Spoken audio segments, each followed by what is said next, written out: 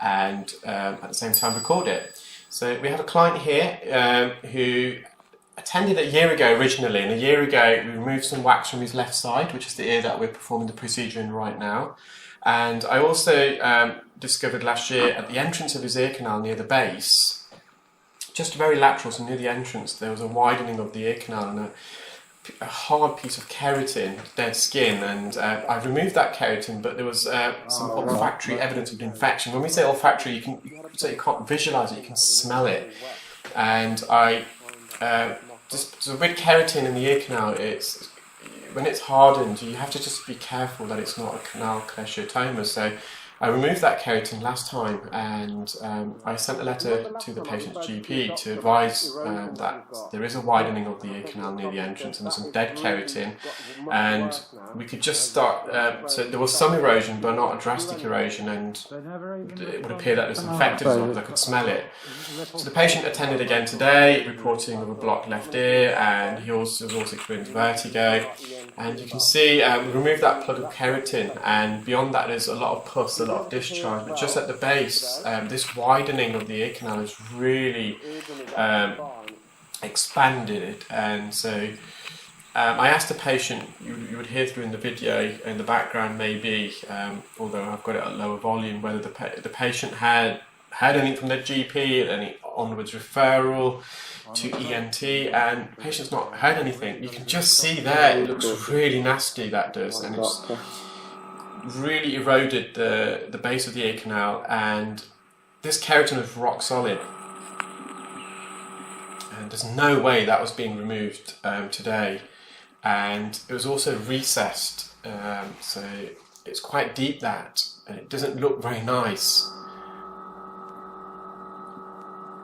So I've written back to the patient's GP again today as a matter of urgency this time, because, well, it's been over a year and nothing's happened, and unfortunately it would appear that the patient has now got a canal cholesteatoma, so an external auditory cholesteatoma. Cholesteatoma is a collection of dead skin that doesn't migrate out of the ear. It typically happens in the attic region of the eardrum. When your eardrum is sucked in, it's retracted due to a blocked eustachian tube.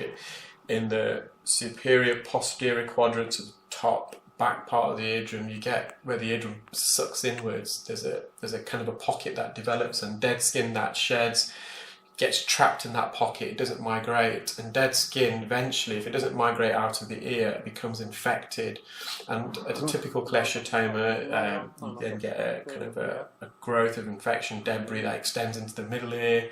It can cause erosion of the bony ossicles, the 3 middle ear bones, the mastoid bone, which is the bone behind the ear itself. It can also affect the jawbone, it can affect the facial nerve, so you can get Bell's palsy, which is a drooping on one side of the face. It can also infect the temporal bone, which is the bone just below your skull, which can then infect the meninges, which is a fluid layer coating the brain, leading to meningitis. So it can be very, very serious, lead to some serious complications. Less common is a canal cholesteatoma. So in the same way as the skin migrates out of the ear canal, in some people it can get trapped within a part or region of the ear canal. So if you've got an anatomical defect of the ear canal, that could be genetical, so a widening or like a trench or a cave within the ear canal. Dead skin can get trapped in that cave and it no longer migrates, and eventually that skin will get infected or harden, and it can then start eroding the bone and the flesh of the ear canal as opposed to the eardrum and the middle ear.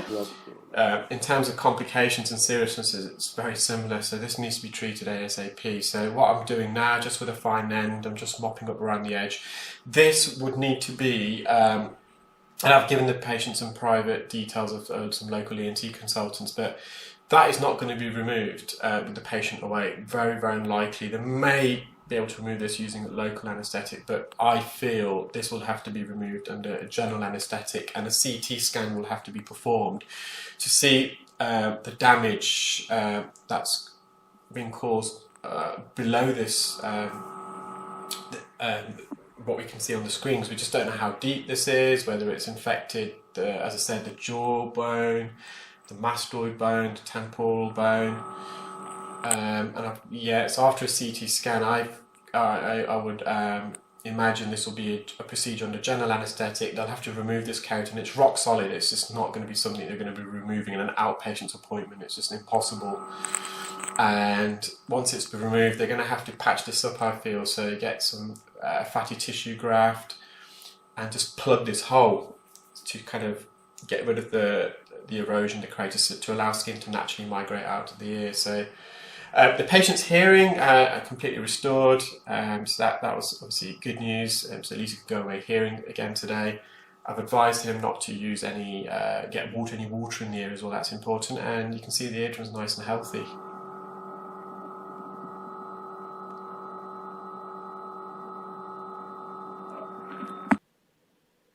I hope you enjoyed that video, guys. Sorry it's a quick one. I know recently I've been putting quite a few longer videos up, but I wanted to post that because I think it was very interesting.